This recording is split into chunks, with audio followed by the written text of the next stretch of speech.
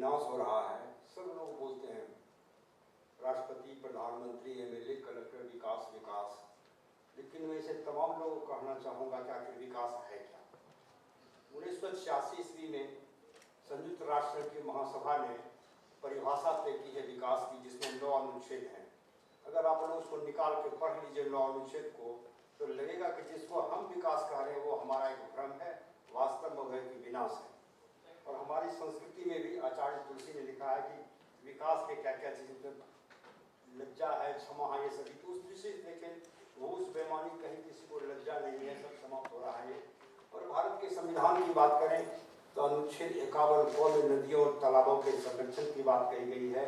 जो संविधान की शपथ लेते हैं, एमएलए एमएलसी जो नॉमिनेशन करता है, नॉमिनेशन फॉर्म में मैं भारत के संविधान की शपथ लेके नामांकन करता हूँ, फिर जीत गया एमएलए तो फिर दोबारा मंत्री बन गया तो फिर तीसरी बार शपथ लेता है। बार बार मुझे मौका नहीं मिला, लेकिन हाईकोर्ट के जज, एमएलए, एमपी, मिनिस्टर जितने सब संविधान की शपथ लेते हैं, इसके साथ लिखा हुआ नदी तालाब के संरक्षण की बात लिखी हुई है।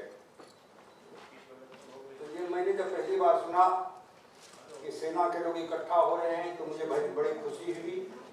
मैं बहुत पहले से देख रहा था, 1992 ईस्वी में सुंदरलाल बहुगुणा की यात्रा हुई थी, गंगा सागर से साइकिल से गई थी, मुंगेर में मैंने सारी व्यवस्था की थी। उस समय भूकंप की बात कर रहे थे, वो रास्ते में ही थे, पहुंचे भी नहीं थे। वो उत्तराखंड के भूकंप आ गया, दिखाई पड़ गया वो, तो उससे एक माहौल बना था। राजेंद्र सिंह राणा की 2-3 बार यात्रा हुई, चरपहिया गाड़ी से, मैं भी साथ था। फिर चंद्रमौली जी बेंगलोर के, उन्होंने 4 किताबें लिखी और 40 दिन में गए थे गंगोत्री से गंगा सागर तक, अंग्रेजी में 4 किताबें लिखी और 25 शहरों में उनके व्याख्यान हुए, गंगा के बारे में विश्लेषण भी उन्होंने किया है।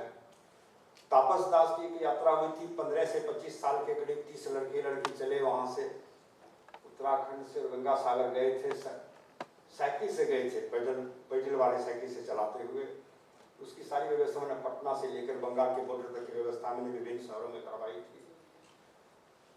Doctor R.K. सिन्हा जो डॉल्फिन मॉन्यूमेंट के नाम से जानाते हैं, पटना विश्वविद्यालय में जूलॉजी के थे, अभी 2 साल पहले हो गए हैं वो माता वैष्णो देवी विश्वविद्यालय जम्मू के वाइस चांसलर हो गए हैं। डॉल्फिन मैन के नाम से जाने जाते हैं, अंतर्राष्ट्रीय ख्याति है। वो हर साल पतवार वाली नाव से वो गंगा सागर तक जाते थे उत्तराखंड से, तो उनकी व्यवस्था करते थे, कई बार साथ में भी चलते थे। एक बार मैंने 1998 ईस्वी में एक ही दिन अक्टूबर महीने की बात है, मैं जनसत्ता अखबार में पढ़ रहा था, उसमें देखा लखनऊ हेडलाइंस एक समाचार है, विलुप्ति की तरफ बढ़ चली है गंगा। भारत के भूगर्भ शास्त्रियों का आकलन था।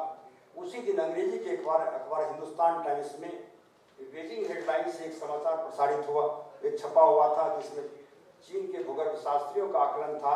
इसका शीर्षक था ब्रह्मपुत्रा में सीजनल, यांगलुंग नदी जो चीन में कहा जाता है, तिब्बत में इसको, उसके बारे में था कि ये अगर उपाय न किए गए तो 100 वर्ष में बरसाती नाला बन जाएगी।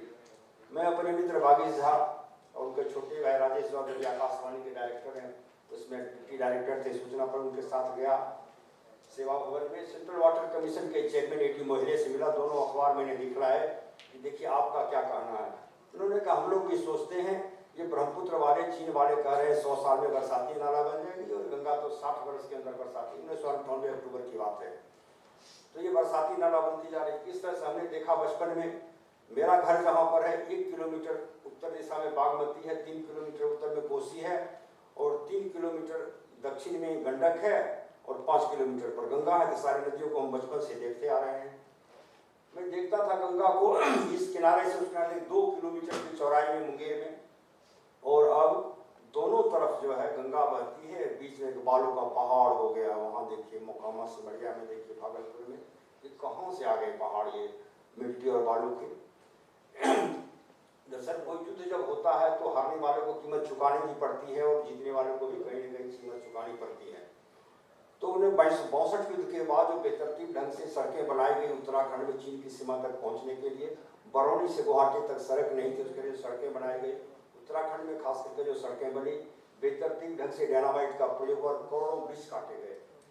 तो जमीन पर जो पानी की बूंदें गिरती है वो 1 किलोमीटर से 20 किलोमीटर की ऊंचाई से होती है। वो पानी की बूंदें वृक्षों के डालियों और पत्ते पर गिरती है, उसका मोमेंटम टूटता है और फिर 25-30 मीटर से नीचे गिरती है। लेकिन अब पहाड़ के कटने, वृक्षों के कटने से क्या हुआ कि वो सीधे गिरते मृत्यु करता है। हमारे मित्र डॉक्टर शमशेर सिंह बिष्ट, कई लोग जानते होंगे, अल्मोड़ा के हैं। जनसत्ता के समय कई बार मुख्य पेज पर लिखा जनसत्ता में कि प्रतिवर्ष उत्तराखंड के 20 करोड़ टन मिट्टी बह करके गंगा में उत्तर प्रदेश और बिहार में चली जा रही है। ताकि मिट्टी का इतना बड़ा पहाड़ हो गया, अजीब सा लगता है। मुंगेर शहर में गर्मी कभी नहीं होती थी, पछिया हवा में गंगा के नदी से स्पर्श करती हुई हवा मुंगेर जाती थी, और अब बालू का पहाड़ होता है, गर्म हवा जाती रहती है वहाँ। ये सीधा साधा दिखलाई पड़ रहा है हमारा। मछलियों की जितनी वैरायटियाँ थी आज से 25, 30, 40 साल पहले, मुश्किल से 5% बची हैं। जब हम कॉलेज में पढ़ने लगे तो मैंने एक रेड फिश के बारे में मैंने पढ़ा। रेड फिश क्या होता है, उस मछली को मैं बचपन से देखता था गंगा में, अब वो नहीं है, वो सब समाप्त हो गई है, बहुत सारी मछलियाँ समाप्त हो गई हैं। तो ये हमारा इकोलॉजी का, पर्यावरण का संकट है। सेंट्रल वाटर कमीशन वाले रिटायर होते हैं, घर बैठ जाते हैं, कुछ नहीं कर पाते हैं। सेना के लोग रिटायरमेंट के बाद ये काम कर रहे हैं, ये प्रेरणा का विषय है हम लोग के लिए। बाकी जिन लोग जितनी यात्रा हुई बरौनी से, सबको मैंने करीब से देखा, सबके साथ रहे, लेकिन वो लोग चले गए, एक अनुभव छोड़ करके या पत्रकारों को बता करके अखबार में छप गया। लेकिन इनका जो वृक्षारोपण का कार्यक्रम था, जनता के साथ संवाद करने का जो था, उसका एक गहरा असर पड़ा है। और अभी भी लोगों के दिमाग में है, सबको यह है कि अगली बार फिर वो टीम अगली बार वो फिर टीम आवेगी। इस तरह से यहाँ पर एक फिर एक माहौल बनेगा गंगा को बचाने का। मैं मुंगेर में रहता था, तो एक परिवार, खेमका जी, जो गीता प्रेस गोरखपुर के मालिक है, वो मुंगेर के निवासी, कुछ दिनों पहले उनका निधन हुआ है। मैं देखता था कि अगर कोई भी व्यक्ति आवे उनके यहाँ, तो सबको एक गिलास पानी और शुद्ध घी का लड्डू देते थे, और वह पानी गंगा जल होता था। उनके घर में नियम ये था कि बच्चे से बूढ़े, पुरुष महिलाएं, सारे लोग गंगा स्नान करते थे, और तांबे के घड़े में पानी लाया जाता था। घर में भोजन बनता था गंगा जल से ही। आगंतुक और पूरा सब दिन वो गंगा जल से ही इस्तेमाल करते थे। ये मैंने उनके यहाँ देखा, झूठ तो नहीं बोलते थे वो लोग, तो वो गीता प्रेस के मालिक थे, मुंगेर के। मैं मुंगेर में बचपन से देखता था, प्रतिदिन हजारों लोग, कई हजार लोग रोज सुबह उठे, घर से निकले और गंगा स्नान करते थे। कष्टर्णी घाट, बबुआ घाट, सोजी घाट, 3-4 घाट जो मुंगेर में है। पटना में भी मैं देखता था कि आता था, हजारों लोग गंगा स्नान करते थे। अब वो परंपरा खत्म हो गई है। नई पीढ़ी वाले गंगा स्नान के लिए नहीं जा रहे हैं। जब कोई पर्व त्योहार होता है, माघी पूर्णिमा, कार्तिक पूर्णिमा में जाते हैं, अथवा जो महिलाएं व्रत करती हैं तभी गंगा स्नान के लिए जाती हैं। वो गंगा प्रदूषण के लिए 1980 ईस्वी में जब ये बात उठी, Indian national science Congress Varanasi के कार्यक्रम में जगन्नाथ शुक्लदीन ने उठाया था मामला कि गंगा को साफ किया जाए, इंदिरा गांधी ने स्वीकार कर लिया। उस समय गंगा बचाओ मतलब था कि प्रदूषण से मुक्ति। लेकिन अब हमारी कई समस्याएं पैदा हो गई हैं, जैसे अलग अलग जगहों पर गंगा की अलग अलग समस्या, उत्तराखंड की अलग समस्या भी हमने सुनी। बिहार में हम लोग जानते थे गंगा मतलब गंगा के कटाव से बचाव, गाँव को कैसे बचाया जाए, बराज बनाओ, पत्थर गिराओ, इससे होता था। लेकिन अब जो मिट्टी वालों का भराव हो गया है, ये बड़ी समस्या पैदा हो गई है। और वह जो परिवहन का माध्यम है, परिवहन का जो माध्यम है, वो गंगा जो थी, जैसे कि एक ट्रक पर 10 टन अटता है, एक मन का 40-40 किलो का पत्थर जो आता था जमालपुर मुंगेर से हाजीपुर जा रहा है और सोनपुर जाता था, 4000 पत्थर, मतलब सोचिए कि 4000 मन 10 हॉर्स पावर के डीजल के जो 9 में लगाया, उसे लेकर खींच के चलाया, उसके लिए 10-20 ट्रक लगेंगे। इतना सस्ता परिवहन होता है। सबसे सस्ता परिवहन चाइना, यूरोप और अमेरिका अपने माल को जहाँ तक संभव है वो पानी के माध्यम से ढोता है। उससे क्या होता है, सड़क में तो सड़क टूटता है, डैमेज होता है, रिपेयर, पानी में कोई रिपेयर की जरूरत नहीं है, प्रेशर चारों ओर उसके नाव और जहाज में स्टीमर बढ़ जाता है। तो हम जल परिवहन को भी विकसित, NH 1620 किलोमीटर घोषित कर दिया सरकार ने, लेकिन कुछ नहीं हो रहा है। पटना में डायरेक्टर और भागलपुर में डिप्टी डायरेक्टर बैठते हैं, लेकिन केवल बैठ के वेतन लेते हैं, कोई काम उस समय में हो नहीं रहा। तो बाढ़ से छोटी बड़ी नदियाँ जो मिलती हैं, हमारा 23 नदियाँ आती हैं नेपाल से बिहार में, सब हमारे खगड़िया के आगे कुर्सेला मार करके सारी नदियाँ गंगा में विलीन हो जाती हैं। अब जो भी मैं भी आ रहा था अपने खगड़िया से दिल्ली, तो देखा गोरखपुर के 100 किलोमीटर पश्चिम तक चारों ओर पानी ही पानी है। खगड़िया से भागल उधर से लेकर के पानी ही पानी है। विभिन्न नदियों में बाढ़ आई हुई है सब जगह का। मुजफ्फरपुर में देखा हजारों घर में पानी घुसा हुआ है। होता क्या था कि गंगा में जितनी नदियां का पानी है सब गंगा में समा, गंगा का जो उथली हो गई है उसका पेंदा ऊपर उठ गया है, वो जिस तेज गति से उत्तर बिहार की पानियों को एब्जॉर्ब करती थी गंगा, अब वो नहीं हो पा रहा, धीरे धीरे करती है। नतीजा होता है कि बहुत जमाव की स्थिति होती है, वो लोग तबाह हो रहे हैं। विकास क्या खाप होगा उसमें, लोग क्या, लोग विस्थापन के सबसे बड़ा कारण है वही बाढ़। और आने वाले समय में माइक साहब भी कहते हैं 10 साल के बाद पता चलेगा क्या स्थिति होती है। तो हम लोग संविधान के अनुच्छेद 51 में जो बात कही गई है उन लोगों को याद दिलावे जिन्होंने संविधान की शपथ ली है। जो विकास की बात करते हैं वो संयुक्त राष्ट्र, मेरे पास हिंदी है वो, कि विकास की परिभाषा क्या है, जरा उन लोगों को बता दें कि विकास इसको कहते हैं, तो पता चलेगा कि विकास क्या है, ये क्या कर रहे हैं। ये सीमेंट कारखाने और उसके बाद लोहे की छड़ों के कारखानों के विकास को विकास कहा जा रहा है, ये विकास कहीं से नहीं है। तो हम लोग इस अभियान में लगे हैं।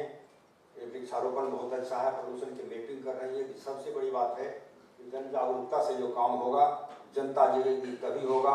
दुनिया की बड़ी बड़ी नदियाँ ठीक ठाक हुई हैं, यूरोप की नदियों ने किस तरह से साफ हुई है, कई राजधानी के शहरों के पानी को उठाकर पी सकते हैं। भारत में सारी नदियाँ प्रदूषित हो गई हैं, मात्र चंबल का कुछ हिस्सा है 10-20 किलोमीटर जहाँ के उठाकर आप पानी पी सकते हैं।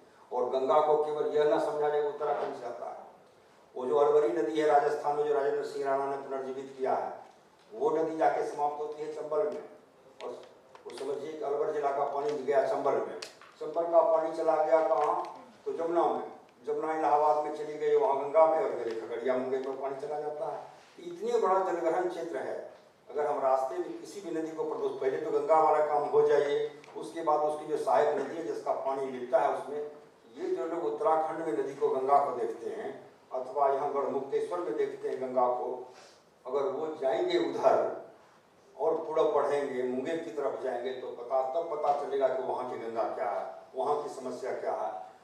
किनारा दिखता ही नहीं है, किनारा दिखाई नहीं पड़ता है इस बार से थोड़ा भी बरसात के समय में। वो दिनकर जी ने जो कविता में लिखी है कि सागर की परिभाषा दी है दिनकर जी ने कि सागर उसे हैं कहते कि जिसका दिखता नहीं किनारा। तो वही स्थिति बिहार में आज गंगा की इस पार उस पार 30 किलोमीटर 25 किलोमीटर चौड़े में फैली हुई है। तो हमारी समस्या अलग है। और ये मैं आपको फिर एक कह देना चाहता हूँ, समय कम है, कि मैंने 2 साल पहले बड़े बड़े फ्लैक्सी लगे दिल्ली और पटना में, गंगा में मिट्टी और गाद की समस्या पर विज्ञान भवन दिल्ली में अन्ना हजारे का फोटो, और बाईं तरफ नीतीश जी का, दाईं तरफ राजेंद्र सिंह राणा का। मैंने राजेंद्र सिंह जी को फ़ोन किया कि आपका फोटो है, का फोटो की तो बात नहीं मुझे मालूम है, लेकिन नीतीश जी ने समय लिया है हमसे। तो मैंने कहा मुझे शक है कि इस गाद को हटाने के नाम पर बिहार सरकार 10-20 हज़ार करोड़ वर्ल्ड बैंक से कर्ज ले लेगी और कोई सारे अफसर टेक्नोक्रेट और ब्यूरोक्रेट पॉलिटिशियन खा जाएंगे। कहा नहीं याद में भरोसा रखो, 1 रुपया भी कर्ज नहीं मिलने जा रहा है। मैं गया उस दिन माइंस डिपार्टमेंट के डायरेक्टर रिटायर हो गए थे, चार्ज में थे ज्वाइंट सेक्रेटरी से मैंने कहा कि आप जो फ्लेक्सी देख रहे हैं सरकार आयोजन कर रही है, अगर मैं मिट्टी बालू जो आपकी समस्या है मैं उठा लूँ ट्रैक्टर से तो क्या आपको कोई आपत्ति? कहा कि हम आपका ट्रैक्टर जब्त कर लेंगे, आप पर अमुक अमुक माइंस एक्ट की धारा कहता है FIR कर देंगे पुलिस में, थाने में। तो मैंने कहूँ जब आपका समस्या है तो कोई उठा ले तो आपको तो इंसेंटिव देना चाहिए प्रति ट्रैक्टर। मैंने जब कई देशों को उदाहरण दिए तो कहा देखिए एक माइंड सेट को बदलना पड़ेगा और इसके लिए बिहार में एक आदमी है, उसको बैठ करके अगर आप आमने सामने कन्विंस कर दिए तो समस्या का समाधान हो सकता है बिहार में इस बालू ये गाद का। बोले कौन आदमी है वहाँ का? बिहार का मुख्यमंत्री नीतीश कुमार। अभी देखिए सिमरिया घाट में मोकामा पुल जो है नवंबर दिसंबर में मुश्किल से 100-150 मीटर दक्षिण दिशा उत्तर दिशा में नदी बहती है, पूरा मिट्टी बालू का एकदम पूरा प्लेन खेत बन जाता है, कुछ सभी लोग अनाज तो जाने लगे। तो ये गंगा नदी के सामने अतिक्रमण की भी समस्या है। पटना हाईकोर्ट ने रोक लगा रखी है, उसके बाद भी गंगा के जो दक्षिणी किनारा है सड़क के बगल में गांधी मैदान के बगल उसका कई अपार्टमेंट बन गया। हाईकोर्ट और सरकार से पूछ रही है, लेकिन स्थानीय प्रशासन जो भ्रष्ट है उनको पैसे देकर के बड़े बड़े ठेकेदार बिल्डिंग बना लेते हैं। इंक्रोचमेंट की समस्या है, सीमांकन की भी जरूरत है। अभी जो पूर्ववक्ता ने कहा सचमुच सीमांकन होना चाहिए गंगा का और तमाम नदियों का। और अतिक्रमण की समस्या और प्रदूषण के बारे में तो मुझे यही लगता है, मेरा व्यक्तिगत अनुभव यही है। अभी देखिए सावन भादो के महीना का पानी एकदम लगता है मिट्टी की तरह। मैं ले जाता हूँ अपने घर पर प्लास्टिक वाले बोतल में भर करके, 4-5 दिनों में होते होते एकदम ट्रांसपेरेंट पानी और कई साल तक नीचे में थोड़ा सा मिट्टी बैठ जाता है। और हमारे यहाँ नल और सप्लाई का पानी जो आ रहा है जिसको शुद्ध पानी कहा जा रहा है हम लोग को सरकार द्वारा, वह भी बगल में रख देते हैं टेबल पर। 5-6 दिनों में वह मटमेला को उसका कलर चेंज कर जाता है, लेकिन गंगा का पानी साफ हो जाता है। अब भी इसमें शुद्धता बाकी है, अब हम लोग उसको समझ नहीं पा रहे हैं। तो केवल हमारा मुंगेर, भागलपुर, पटना, वाराणसी, इलाहाबाद, कानपुर में कचरे डालने बंद कर दिए जाएं, तो उसके बाद शुद्धता के लिए कुछ करने की जरूरत नहीं है। उसकी खुद क्षमता है, गंगा साफ कर लेती है। फिर सूर्य की किरणें आती हैं, 20 किलोमीटर पानी चला तो पानी साफ हो जाता है। बिहार विधानसभा में एक सवाल के जवाब में बिहार के नगर विकास मंत्री ने कहा कई साल पहले कि पटना महानगर के 29 बड़े नाले गंगा में गिर रहे हैं। शर्म नहीं आती है बोलने में। अब 247 वर्ग किलोमीटर को 1250 वर्ग किलोमीटर किया जा रहा है। नया मास्टर प्लान है, मंत्री ने मुझे भी बुलाया था कार्यक्रम में। तो हैदराबाद की एक अहमदाबाद की एक कंपनी ने उसका मास्टर प्लान तैयार किया। मैंने जब पूछा सवाल कि आप इतना बड़ा महानगर बना देंगे, 1250 सबका कचरा कहाँ डालेंगे? कहा हमको इसको डाल देंगे पुनपुन में। मैंने कहा पुनपुन तो फिर पटना के पूरे में गंगा में मिल जाती है। नगर विकास विभाग गंगा भी साफ करेगा, गंगा गंदा भी करेगा। तो मंत्री जी बैठे बैठे बोले, सम्राट चौधरी जी थे, कि मैं तो उमा दीदी से 2 बार मिलकर कराया हूँ, गंगा को कैसे साफ करना है उसमें। तो पता नहीं चलता है कि सरकार के क्या क्या अधिकारी लोग क्या कर रहे हैं, मंत्री लोग क्या कर रहे हैं।